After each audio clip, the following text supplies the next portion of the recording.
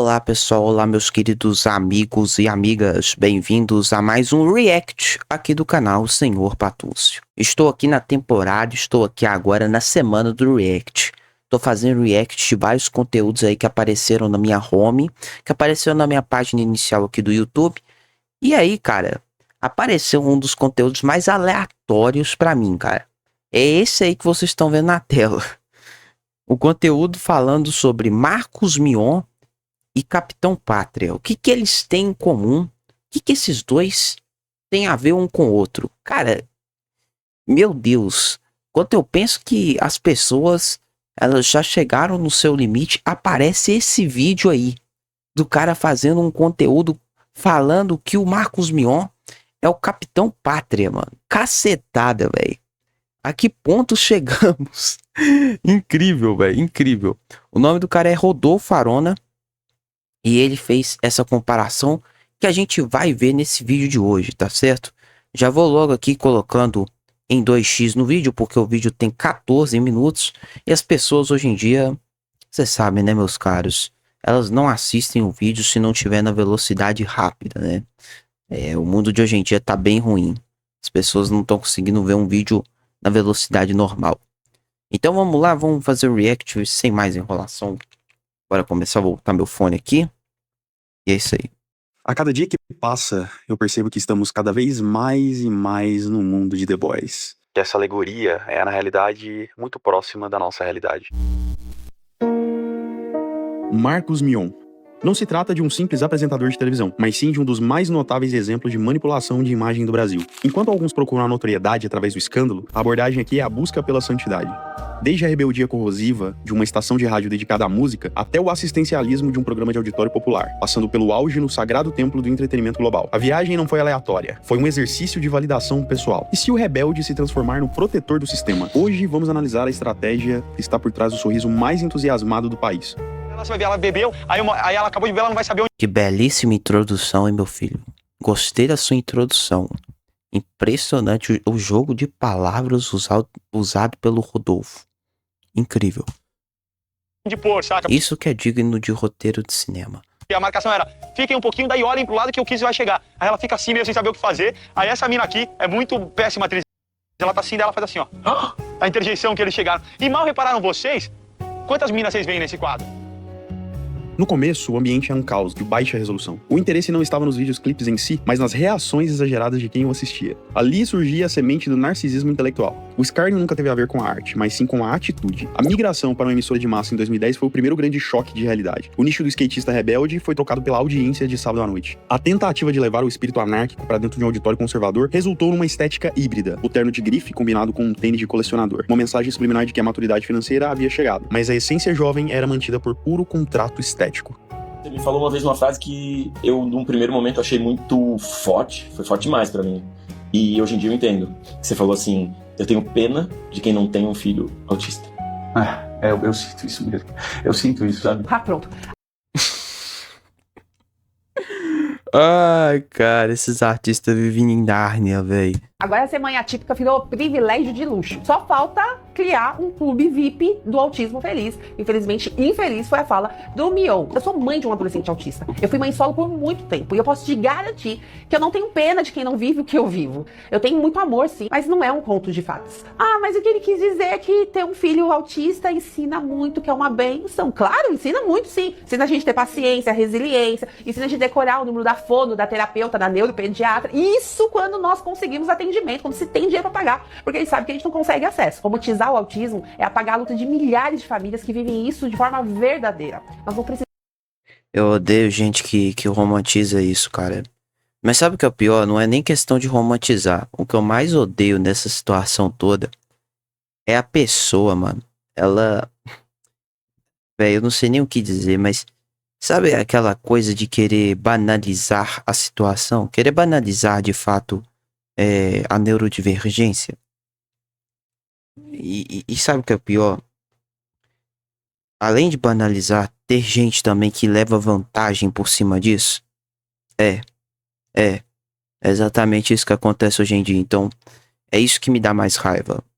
O fato do Mion não tá falando assim, ah, meu Deus, eu tenho pena de não ter um filho autista, etc. Não é esse o problema. O problema da frase dele é dar espaço pra esse tipo de pessoa surgir, sabe? Do tipo, a pessoa. Eu já tinha escutado esse papo do Mion falar esse tipo de coisa aí, já tinha visto ele falando isso ao vivo no programa dele lá, o Caldeirão, que era apresentado pelo Luciano Huck e agora é apresentado por ele.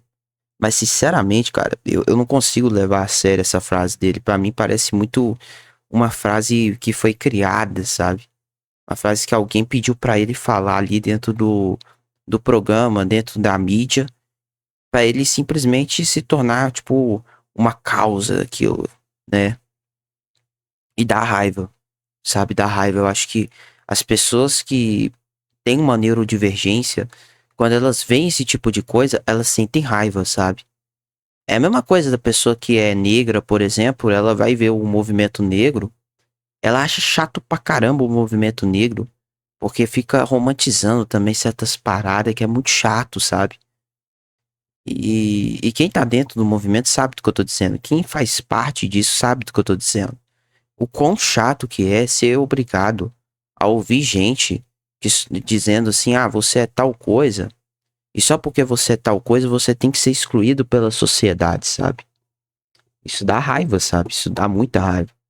E eu não falo a raiva do tipo, ah, ficar nervoso, querer bater em alguém. Isso aí, para pessoas que são neurodivergentes, já é demonstrado. O problema não é esse. O problema é a indignação da pessoa chegar, por exemplo, em rede nacional e falar assim: muito legal ter um filho com problemas mentais, ter transtornos. Cara, não é legal, não, cara. É horrível.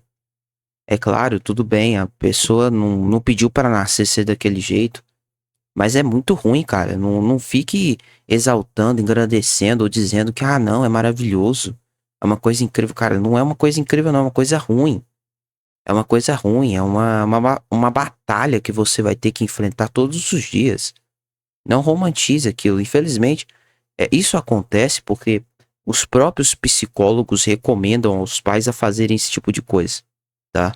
Pra não ficar tão massivo, pra situação não ficar tão ruim. Enfim, aí eles recomendam os pais a meio que fazerem esse tipo de coisa, que eu acho que é muito ruim, mano. Acho que é uma atitude péssima. Precisamos de pena, nós precisamos de políticas públicas, nós precisamos de inclusão, nós precisamos de respeito. A gente precisa da escuta dessas famílias. Porque amor a gente já tem. O que a gente não tem é estrutura. Se você concorda... Ser pai é como se tivesse recebido um novo escudo de proteção. A luta por uma causa justa e indispensável fez do comunicador um verdadeiro herói da vida real. Porém, essa bandeira também atua como uma proteção. Se constitui de pai exemplo, uma entidade acima de qualquer crítica. Quando você o criticava, parecia que estava atacando a própria causa em que ele defende, quase sem percebermos. Veja como a neurodivergência aparece na vitrine virtual do apresentador. Uma trajetória de aprendizado lúdico, crescimento contínuo e superação tocante. No entanto, há uma omissão cruel nesse roteiro. A causa é apresentada como uma questão de amor e paciência, mas é importante notar que, no nível mais alto da pirâmide, a paciência é adquirida através de um suporte que a maioria das pessoas não consegue acessar. É muito fácil romantizar a trajetória quando ela conta com o suporte de uma legião de terapeutas particulares, cuidadores, instituições de ensino de elite e uma rede de apoio que opera como uma engrenagem de alto padrão. Mas é pura verdade. É muito fácil você falar sobre essas coisas se você já tem dinheiro, se você já tem estrutura, se você já é rico, milionário, bilionário. É muito fácil, né? Agora a pessoa que não tem condição nenhuma, ela é obrigada a viver uma vida extremamente ferrada por conta dessa situação. E sabe o que me dá mais raiva dessas coisas? Eu não devia estar falando isso não, mas eu vou falar porque eu acho que é importante. Da raiva é que, por exemplo, essas marmitinhas aí que aparecem aí, que você é que vocês me entendem que é marmitinha. Esse pessoal aí, beleza, coloquei no 1, tá tudo certo.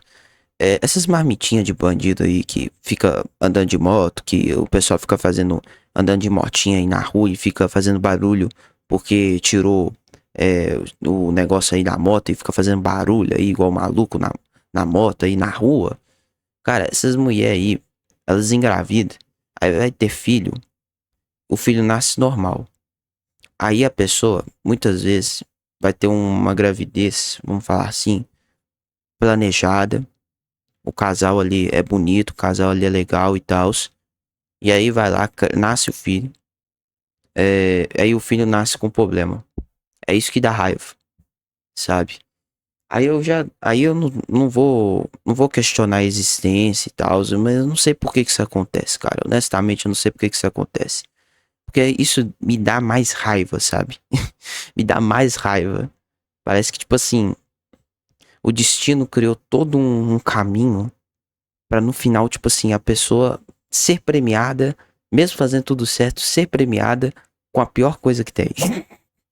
É inacreditável, mano. Eu não sei o que acontece. Se você tiver a resposta, se você tiver um argumento, uma opinião plausível do porquê que isso acontece, coloca aí nos comentários, porque eu acho essa questão muito importante.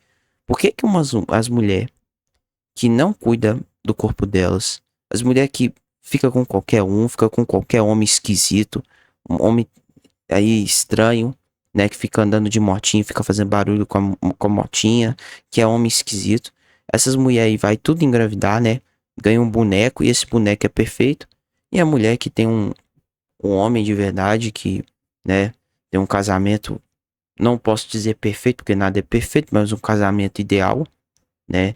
São um casal, assim, aceitável, um casal que está de acordo com o que é dito como bom na sociedade.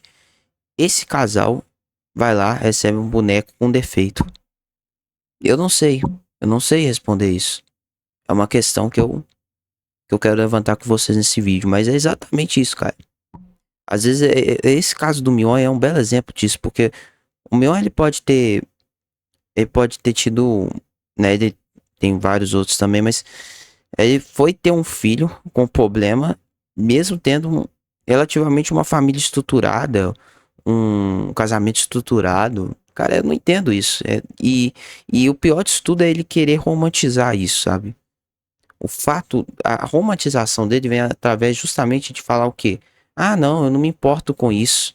Eu não me importo com o problema do meu filho. Não, ele se importa sim, cara. E se importa muito. Se importa demais. O problema é que a diferença dele para uma pessoa pobre e favelada é a questão do dinheiro. Mas os problemas são os mesmos. As dificuldades são as mesmas, né? A diferença é que uma não tem estrutura, a outra tem estrutura. Mas as dificuldades são as mesmas. Eu chego até numa conclusão de que é bem parecido com o livre-arbítrio.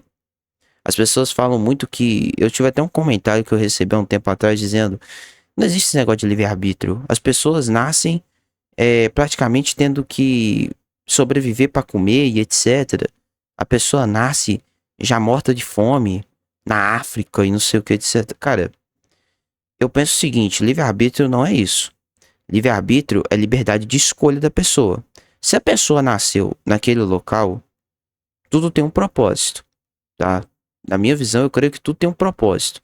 Mesmo que eu não concorde com essa ideia de que, por exemplo, o casal perfeito teve o filho esquisito e a mãe solteira, por exemplo, que fez tudo de errado na vida, foi lá e teve o filho perfeito. Eu não concordo com essa ideia.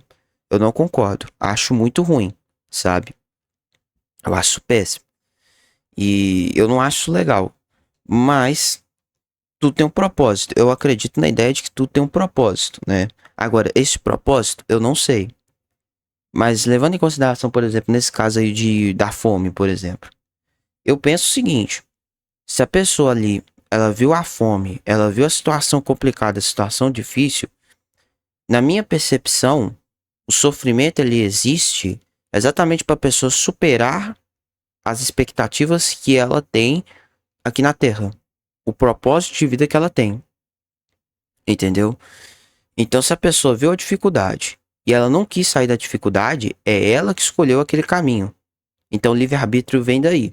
Livre-arbítrio, ele vem da decisão da pessoa em escolher querer ficar na merda ou querer subir, querer crescer.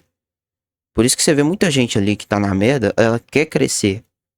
E muitas vezes ela consegue crescer. Outras vezes não consegue crescer. As escolhas que ela faz durante a vida é o livre-arbítrio. Por isso que eles falam que a vida, a nossa vida, é como um videogame. Porque a gente pode escolher ali, tipo, num RPG ou no jogo de primeira pessoa, quando você vai escolher ali o que você quer fazer dentro do jogo. É mais ou menos isso. Nossa vida é mais ou menos isso. Então, cara, eu entendo que livre-arbítrio é isso. É você querer escolher se a pessoa vai sair daquilo ali ou se a pessoa vai continuar naquilo ali. Entendeu? Isso vale também, por exemplo, pro rico. As pessoas ficam falando assim, ah, mas o rico lá, não sei o que, ele tem totais condições de fazer tais coisas, etc e tal.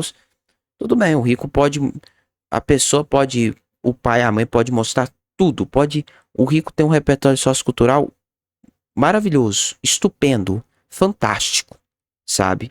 Ele pode ter um negócio fodástico, em quesito de repertório sociocultural.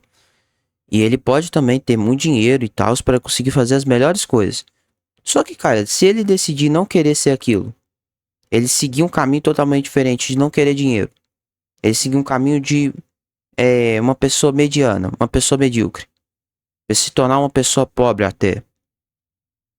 Sabe, a questão é escolha. Livre-arbítrio é escolha. Por isso que existe o livre-arbítrio. Livre-arbítrio é escolha. E a parada do problema que vem junto a isso, na verdade, é só apenas uma questão de sofrimento. É diferente. O sofrimento, ele é diferente do livre-arbítrio, sabe? Livre-arbítrio é escolha. O sofrimento é só apenas um obstáculo. Uma barreira ali para você ver a sua realidade, para você ver a situação da sua vida e tal, sabe? Então, nesse caso aqui do Mion, eu vejo muito isso. Eu vejo é mais uma barreira. Que ele tenta superar aquilo através do quê? Através do fato de falar o quê? Ah, que o autismo, ele deveria ser experimentado por todos. Todo mundo deveria ter um filho autista ou coisa desse tipo. Falar falas irreais é meio que demonstrar para a audiência ou para ele mesmo que ele está enfrentando aquele problema de uma forma diferente das outras pessoas. Então aqui é muito mais uma questão psicológica, uma questão de sofrimento e livre-arbítrio, uma escolha. No final, todos têm escolha, tá? Todos têm livre-arbítrio, certo? Desde a pessoa que nasceu na pobreza até a pessoa que nasceu na riqueza. No final, todos têm livre-arbítrio. Porque no final, todos são seres humanos. Todos são seres humanos. Todos vão errar, todos vão acertar. Mesmo que se um cresça ali, ricaço, bilionário, ganhando muito dinheiro, ou outro ali que não tem nada, não tem estrutura nenhuma, não tem nem uma cama para dormir. Entendeu? É a mesma coisa. São as mesmas pessoas, cara. A grande verdade é essa. É o ser humano que gosta de fazer desigualdade, é o ser humano que gosta de dividir. É o ser humano. Somente o ser humano é que faz isso. Se não fosse o ser humano, provavelmente nada disso estaria acontecendo. Tá? O ser humano que faz isso. A raiz do ser humano é má e é por isso que o ser humano faz esse tipo de coisa. Enfim, eu acho que eu fui muito longe no assunto, né? Vamos continuar no vídeo. Para quem possui recursos financeiros, o autismo representa um desafio de adaptação. Já para aqueles que vivem na base da pirâmide social, o autismo é uma batalha urgente contra o tempo, a indiferença do Estado e a carência dos recursos fundamentais. Promover a crença de que o amor vence tudo é desconsiderar o fato de que o cotidiano do brasileiro comum é marcado de filas intermináveis no SUS, onde um diagnóstico pode levar anos, enquanto o apresentador mostra o progresso de seu filho como se fosse meramente fruto de sua iluminação como pai. A sacralização da condição camufla o privilégio. O pai herói omite o fato de que sua resiliência é sustentada por uma estrutura que possibilita que ele exerça o papel de pai apenas nos instantes de conexão, enquanto a tarefa da rotina fica a cargo de uma folha de pagamento. A idealização da causa resulta numa carga adicional aos pais que trabalham, estudam e não tem ninguém para cuidar da limpeza ou preparar as refeições. Eles contemplam sua própria imagem nesse espelho de perfeição e, ao mesmo tempo, experimentam um sentimento de culpa, sem perceber que o que estão presenciando não é a verdadeira realidade da inclusão, mas sim uma versão de alta classe de estética inclusiva. É a caridade do intelecto de quem converteu a luta do filho em um instrumento de confirmação da própria santidade, fazendo de conta que, sem o dinheiro, o roteiro de superação seria, na real, um roteiro de sobrevivência. A vida privada e o ativismo se tornaram um ativo de marketing à prova de balas. A entrada na principal emissora do país não foi vista como uma contratação, mas como uma santificação. As lágrimas no portão, o crachá mostrado como se fosse uma relíquia sagrada, a mala com personalização, tudo não passou de uma encenação de humildade triunfante. Foi promovida a noção de que o público estava compartilhando um sonho, quando, na realidade... Ah, não, pra mim o Mion, depois que foi pra Globo, ele... Na verdade, né, nos últimos anos de Legendários, ele tava muito mal já.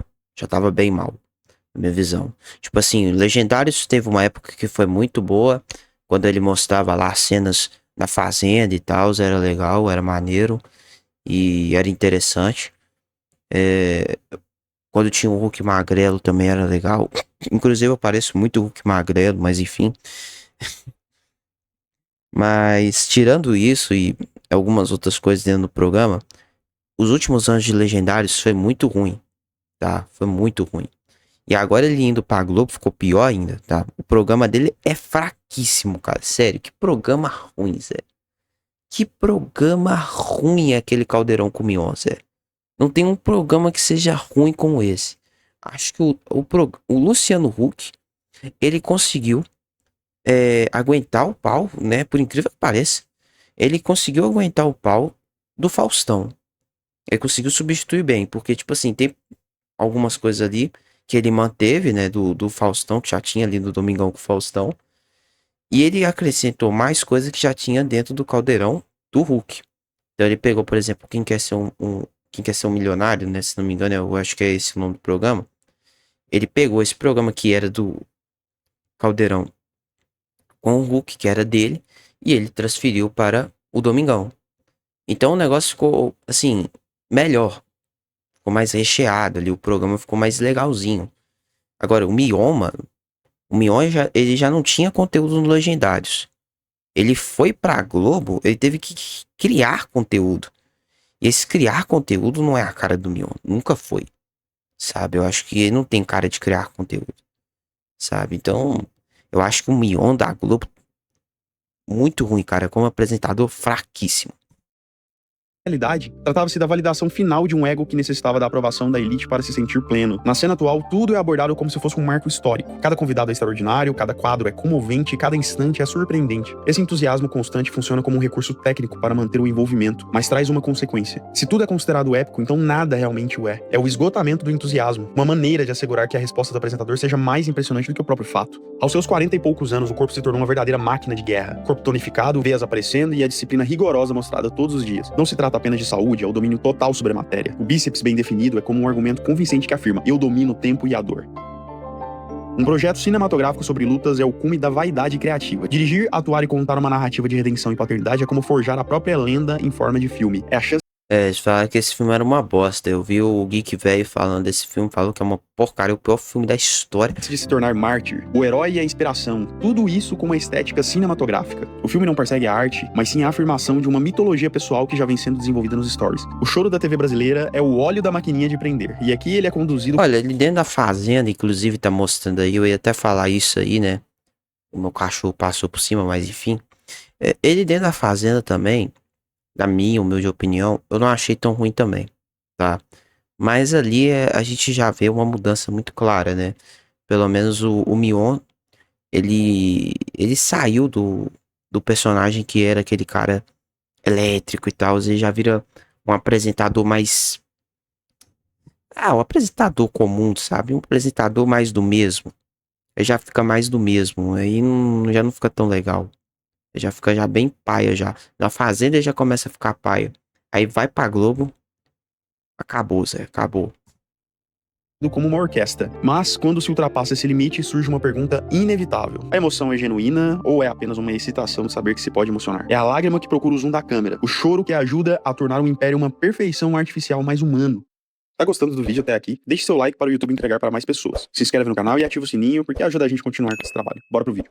Assista às entrevistas. Há uma tendência de interromper o convidado para inserir uma história pessoal que se relacione ao assunto. Trata-se do narcisismo que resulta no espelhamento. O outro só adquire relevância se puder atuar como um ponto Espelhamento narcisista. O espelhamento narcisista é uma tática de manipulação usada por indivíduos narcisistas para criar uma falsa sensação de conexão com outra pessoa, imitando seus pensamentos, sentimentos, interesses ou comportamentos. de apoio De certa forma, ele faz isso. Quando ele vai falar sobre autismo, ele faz muito esse espelhamento narcisista. para narrar a trajetória de vida do mediador. O que se vê, na verdade, é um monólogo disfarçado de diálogo, onde o convidado é apenas um pano de fundo para que o apresentador mostre todo o conhecimento que acumulou. Tênis com preço E também dentro do programa dele, é isso que é muito chato. Porque dentro do programa dele também, ele faz muito isso também, cara. Muito chato. equivalente a carro popular são exibidos como troféus. É o hobby que serve como sinalização de status. O calçado Caraca, meu, uma meta de um tênis $23 mil, velho. exclusivo é a forma de afirmar que o Vai se ferrar, cara. hype ainda vive ali, que o espírito da MTV não morreu, embora o contexto agora seja o domínio da família tradicional. É a juventude adquirida nas prateleiras de grife, utilizada para se manter pertinente diante dos mais jovens. Não, essas roupas dele é horrorosa, cara. O programa dele todo colorido, feito assim, parecendo que tá nos anos 80. Que coisa terrível, asquerosa. Desculpa, falei igual o vinheteiro. Isso. Amigo, eu não consigo. Eu não consigo. É muito difícil para eu entender alguma coisa assim. O último episódio envolvendo o maior símbolo do humor brasileiro foi revelador. Quando se presta uma homenagem a um gigante, o que se sente por estar ali parece ter sido o foco. As lágrimas abundantes diante do ídolo foram um sinal da sensibilidade e do respeito do discípulo, enquanto o homenageado permanecia em segundo plano, servindo apenas como um acessório que legitimava a bondade daquele que prestava homenagem. Nas plataformas sociais, a mudança é total. Atualmente, sua função é a de mentor do país. Conselhos sobre casamento, espiritualidade, profissão e disciplinas são dados como a certeza de quem descobriu o segredo da vida. Deixou de ser entretenimento, virou culto à personalidade como catequese diária para uma classe média faminta de gurus espirituais com selo de verificado. A peregrinação física é registrada quadro a quadro. A crença que normalmente é discreta e pessoal transforma-se aqui em um espetáculo midiático de alto desempenho. Captar em vídeo o sofrimento, as bolhas nos pés e o cansaço absoluto eleva a imagem aos olhos do público. É a aspiração de não ser apenas um homem de fé, mas de se tornar o máximo exemplo da cristandade na mídia, onde o sacrifício só tem valor se houver alguém para provar. Enquanto no passado as críticas do sistema eram fundamentais para a sobrevivência, atualmente há um zelo extremo para a correção política. Há um medo palpável de desafinar, de arriscar e de perder a posição que foi arduamente conquistada. A espontaneidade deu lugar a um acabamento industrial. O rebelde de crachá se expressa com cautela, segurando que sua reputação nunca gere desconforto no setor comercial da empresa. A vida exposta é perfeita. Família, físico, profissão e alma vivem em eterno equilíbrio. Essa busca incessante pela perfeição visível é a maneira mais discreta de narcisismo, pois apresenta uma realidade impossível, como se fosse apenas o resultado de uma dedicação e crença. Se estabelece como um modelo de felicidade prejudicial, no qual o tédio, os erros e a feiura da vida cotidiana não tem lugar na exposição do triunfador. A maneira como é apresentado está repleta de metalinguagem. É a maneira de demonstrar que se é excessivamente inteligente no padrão estabelecido. Um cínico se distancia afirmando: eu estou aqui fazendo o domingo popular, mas eu sei que isso é televisão e eu domino as engrenagens. É o ego de alguém que deseja ser reconhecido como o gênio da comunicação. Esse looping de bordões e títulos de quadros tenta estabelecer uma assinatura sonora de imediato. É a fabricação em massa do carisma. Cada bordão funciona como um tag de busca para o algoritmo da mente humana. Não se procura dialogar, mas sim estabelecer uma marca pessoal que seja onipresente e indiscutível. Agradecer de maneira excessiva a tudo e a todos é uma estratégia de proteção. Aqueles que expressam sua gratidão de forma tão intensa parecem modestos demais para serem arrogantes. No entanto, essa gratidão expressa de forma exuberante parece carregar uma cobrança velada por conhecimento. É como se o mundo estivesse obrigado a retribuir toda a bondade e a sensatez exibidas em rede nacional. A ideia de que querer é poder está presente em todo o discurso de fim de programa. Desconsidera-se as barreiras estruturais da realidade brasileira para centrar na atenção do indivíduo resiliente. É a meritocracia representada por alguém que nasceu de uma família rica, mas que promove a crença de que o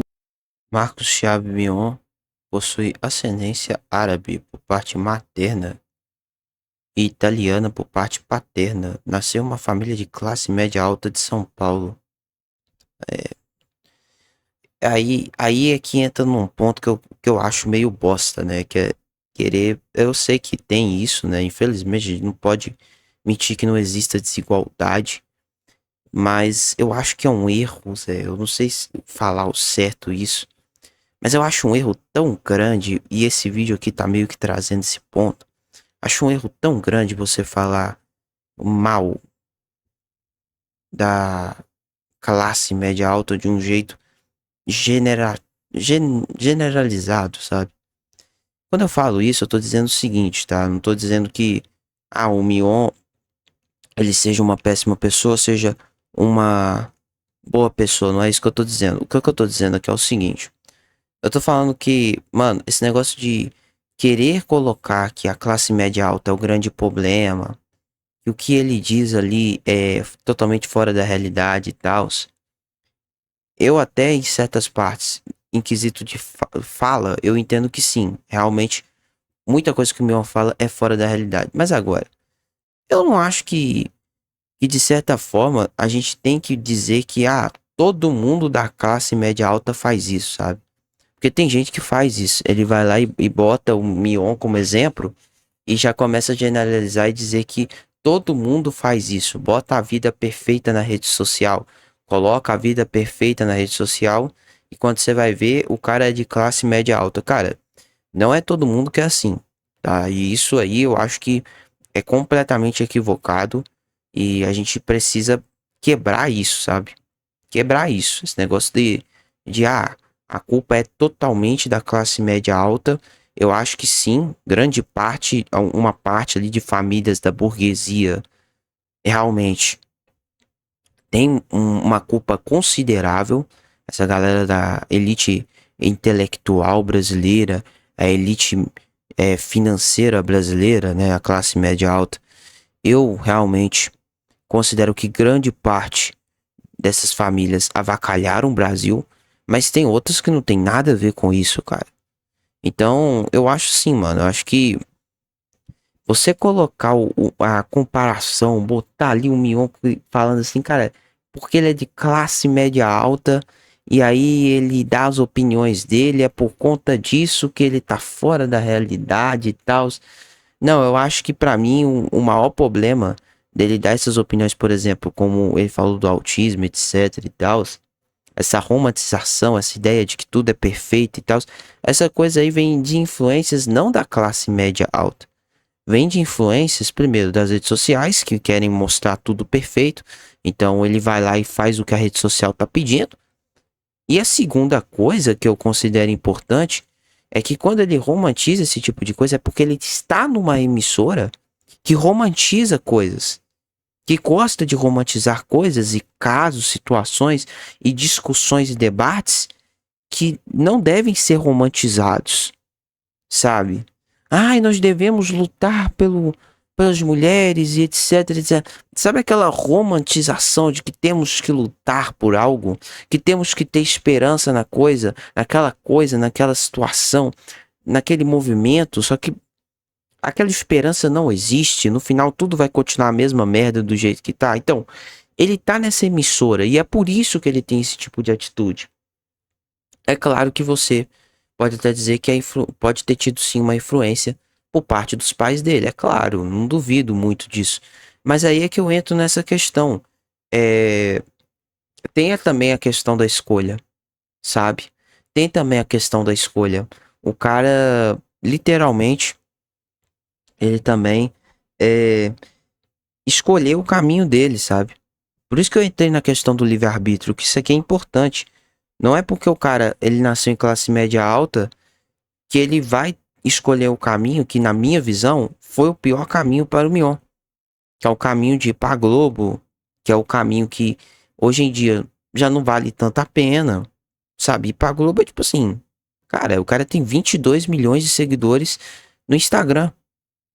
Tipo assim, pra que Globo? A Globo, mano, é uma emissora que hoje em dia acabou, Zé. Não existe mais. Entendeu? Então eu acho que é uma questão de escolha. Foi muita burrice da parte dele. Sabe? Ele escolheu o pior caminho para ele tomar. É claro que as pessoas vão dizer que é questão de maturidade.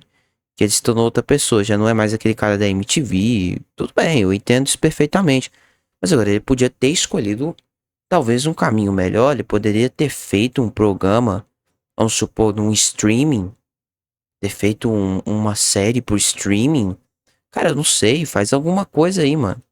A parada é que realmente, eu acho que é uma questão muito mais de escolha do que necessariamente uma questão dele ser da classe média alta, etc. Acho que essa coisa de querer acaba no final sendo o nós versus eles, né? Isso aí eu não gosto, mas acho que é uma parada que generaliza muito e ainda por cima afeta também a opinião, sabe? Afeta muito a opinião. Enfim, é minha visão, sabe? É minha visão.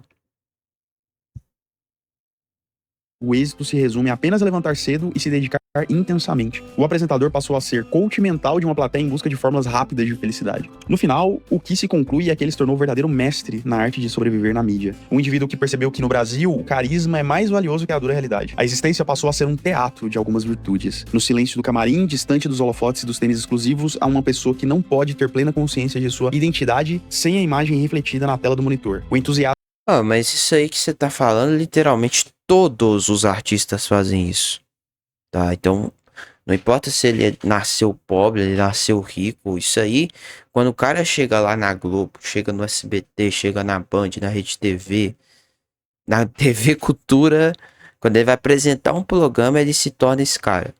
Quando ele vai apresentar um programa, ele se torna esse cara. É um cara completamente diferente do que ele já é.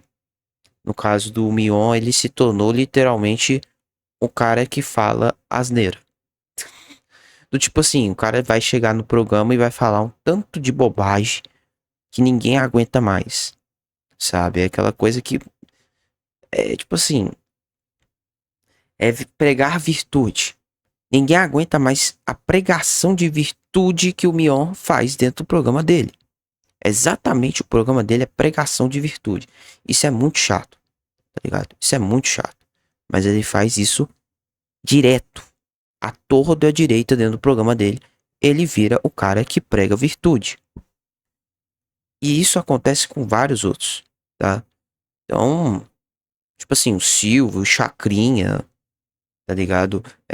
O Gugu, a Hebe Camargo. Você acha realmente que a Hebe Camargo era daquele jeito que ela apresentava o programa? Claro que não. Ela era totalmente diferente também. Mas dentro do programa ela fazia isso, sabe? Ela tinha um carisma dela determinado e específico pro programa, pro camarim e tal. É a questão das máscaras sociais, né? Enfim. O asmo persiste, o crachá reluz, mas o espírito se tornou prisioneiro de sua própria imagem de excelência. O espetáculo deve prosseguir, pois para esse personagem, o esquecimento é a única forma de morte que existe. Marcos Mion disse que tem pena de quem não tem um filho autista. Pena? Pena eu tenho de mim, que sou uma mãe atípica. Essa fala aí dele, eu acho que foi a pior fala que ele já fez na vida dele. Sendo bem sincero. É uma fala tão infeliz, cara. Eu acho sim. Aí você vê que isso aí é uma parada que ele jamais falaria, por exemplo, na Record. Tá ligado? É por isso que eu falo, é a escolha da pessoa. O cara escolheu ir pra Globo. E ele fez a pior escolha da carreira dele. O cara que vai pra Globo, cara, é o seguinte. O cara que vai pra Globo, ou ele vai pra dar o loló, que a verdade é essa, ou ele vai pra pregar virtude. É um dos dois. É um dos dois, tá? É um dos dois. É a mais pura realidade, né? Temos que aceitar isso. Então, inclusive, não sei se isso é verdade, mas tinha gente dizendo que tinha o quartinho do pó e do não sei o que. Meia palavra basta, né? Tinha gente dentro da Globo, artistas da Globo, que saíram da Globo e começaram a falar sobre isso, que tinha um quartinho lá dentro do negócio, do pó e do Seul lá, tá ligado? E que eu não duvido, porque realmente a gente sabe que bastidor de TV é uma coisa que é muito oculta, né? Muito obscura, né? Então, de certa forma, eu acredito que pode ter esse tipo de coisa sim. Mas, infelizmente, na Globo, ou você prega a virtude, ou você dá o loló. A verdade é essa, tá? Então, eu acho que o Mion, por conta de já ter filho, por ter uma família estruturada, decidiu ir pro caminho de pregar virtude. E aí ele pegou a virtude errada, cara. Falou porcaria. Ele vai falar porcaria, porque esses caras da Globo só falam porcaria. Mano, um exemplo claríssimo disso. Kéfera. Eu sei, o exemplo é péssimo, mas é um exemplo bem claro. A Kéfera, ela pregava virtude aqui no YouTube e falava, não sei o que as mulheres, etc. Mas chegou na Globo, ela virou uma outra pessoa. Ela chegou na Globo, começou a pregar ainda mais o feminismo, cara. Como se, as mulheres não sei o que, etc, etc, etc. E começou a usar aqueles discursos genéricos padrão. Sabe aqueles discursos padrão que só um global usa, tá ligado? Só um global usa. E você vê muitas outras pessoas, quando elas saem das emissoras tipo o SBT da vida, a Record da vida, a Band da vida e vai pra Globo, elas se tornam outras pessoas. Elas se tornam outros seres humanos. Cara, um exemplo lindo, perfeito, estupendo disso. Marcelo Adnet. Cara, pega o Marcelo Adnet. Marcelo Adnet era excelente na MTV. Cara, as piadas dele eram engraçadíssimas na MTV, velho. O programa de comédia dele era perfeito na MTV. Ele foi pra Globo, foi jogado pra escanteio e virou um cara totalmente diferente. Virou um cara sem graça. Virou um cara sem graça. Tá ligado? Então o problema aqui não é o cara ser da classe média alta. O problema não é do cara ser rico. O problema do cara ser pobre não é nada disso. O problema é a escolha dele. Tudo no final é uma questão de livre-arbítrio, é uma questão de escolha. O cara aqui, no caso, escolheu errado. Marcos Mion escolheu errado, fez cagada na escolha dele. E na minha humilde opinião, ele poderia ter tido opções muito melhores para escolher. Ele poderia ter feito, não sei, um canal na internet, um programa no Amazon Prime, ter feito alguma coisa de melhor do que necessariamente isso aí. Até por causa da ascensão da internet que tem ficado cada vez maior. Eu acho que se o Mion tivesse feito isso, ia ser muito mais vantagem. Sendo bem honesto com vocês, ia ser muito mais vantagem. Ele não fez isso porque ele não quis, né? Ele não quis. Então, assim, mano. Eu também não julgo a ideia dele. Eu não julgo a proposta dele. Porque é a Globo fazendo proposta. É a Globo, mano. A maior emissora do país. Sabe? E é igual a situação do Felca, por exemplo. O Felca é um exemplo claríssimo disso. Véi, caraca, mano. O Felca é um exemplo claríssimo disso. O Felca era um cara que fazia piada. O Felca era o cara que falava da seita. Ele fazia vídeo falando sobre a seita dele, que era os inscritos dele e tal. E ele ficava zoando, cara. O canal dele era uma zoeira tremenda. Depois que ele foi convidado pela Globo, após o vídeo da atualização, o cara virou outra pessoa, velho. O cara virou outra pessoa. A verdade é essa, Zé. A escolha que a pessoa tem de ir pra Globo, no final, mano, ela vai pregar virtude. O que o Felca tá fazendo é pregar virtude. Sabe? Enfim. E sei, e vivo a realidade do que é isso, todos os dias. Pena eu tenho de cada mãe atípica que ao longo de 25 anos da minha carreira como professora de educação especial que trabalhou com autistas, sabe o que cada uma viveu na pele para conseguir cuidar dos seus filhos. Pena eu tenho de cada uma delas que precisou abdicar do seu trabalho para ficar cuidando direto dos seus filhos. Ah, mas é obrigação de mãe cuidar de filho. A maioria de mães típicas trabalham. Essa frase aí é dose, né? Uma frase imposta pela sociedade que eu comecei a pensar depois que eu fui no psicólogo e ele falou o seguinte. Esse negócio aí que ela falou sobre a mãe, que é a obrigação dela cuidar de filho. Cara, ele falou comigo o seguinte, e eu acho isso muito importante. Porque a gente chega num certo ponto da sociedade, a gente chega num certo ponto da nossa vida que a gente começa a falar que a gente tem que retribuir tudo que os nossos pais fizeram pela gente. E a gente começa a ficar naquela coisa, né, de ficar brigando com os nossos pais, pra gente tentar retribuir tudo que eles fizeram pela gente, né? E aí a gente fica nessa briga. Nossa, como é que a gente vai fazer, etc. O que que eu faço? Será que eu dou uma casa, dou um carro, não sei o que. Essas coisas, entendeu?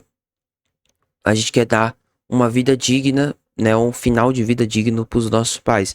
E aí a gente chega nessa discussão. E eu cheguei nessa discussão com um psicólogo que eu estava ano passado falando sobre isso com ele. E ele falou uma coisa que é muito verdade. Olha, não é obrigação de ninguém fazer esse tipo de coisa. Você já imaginou que o seu pai e sua mãe poderiam muito bem ter te jogado fora ou ter te mandado para um orfanato? Eu parei pra pensar nisso e falei, cara, mas isso é meio assim, mas eles cuidaram de mim, foi de boa e tal. E ele falou, não, mas tem essa possibilidade, poderia ter tido essa possibilidade, poderia ter acontecido isso. E aí eu comecei a parar pra pensar e falei, cara, é verdade. É verdade. Quantas mães, quantos pais que jogam seus filhos literalmente num saco de lixo e deixam na rua? Já aconteceu isso. Eu já vi muitos casos acontecer desse tipo de coisa. Quantos filhos são abandonados pelos pais?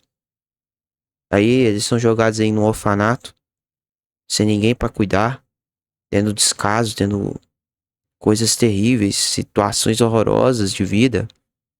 Cara, eu comecei a parar pra pensar e falei, cara, é verdade.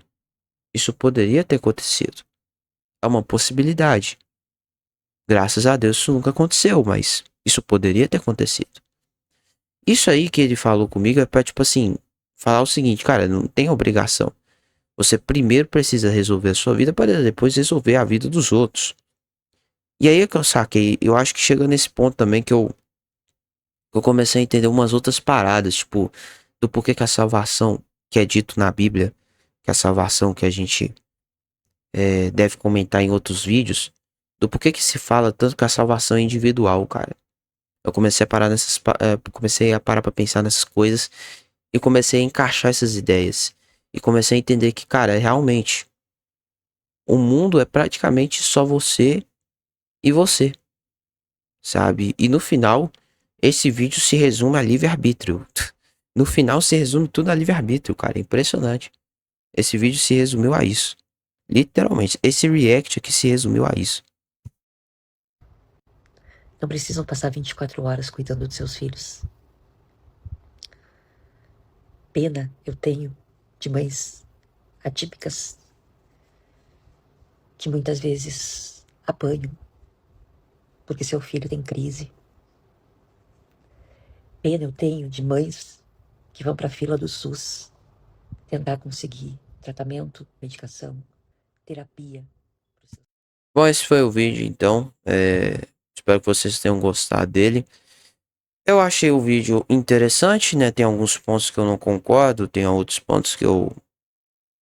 Quer dizer, tem pontos que eu discordo, tem pontos que eu concordo, enfim. Achei o vídeo deveras interessante, né? Eu dei minhas opiniões aqui. Um vídeo legal, gostei desse cara aí, o Rodolfo Arona. Enfim, se você quiser ver mais vídeos dele, vai estar aí o arroba dele para você entrar no canal. E deixa o teu like nesse react, se inscreva e ative o sininho de notificação para receber mais conteúdos como este. Agora eu vou dormir porque são 11h30 da noite e eu não estou aguentando mais falar aqui com vocês. Enfim, falou, tchau, até a próxima.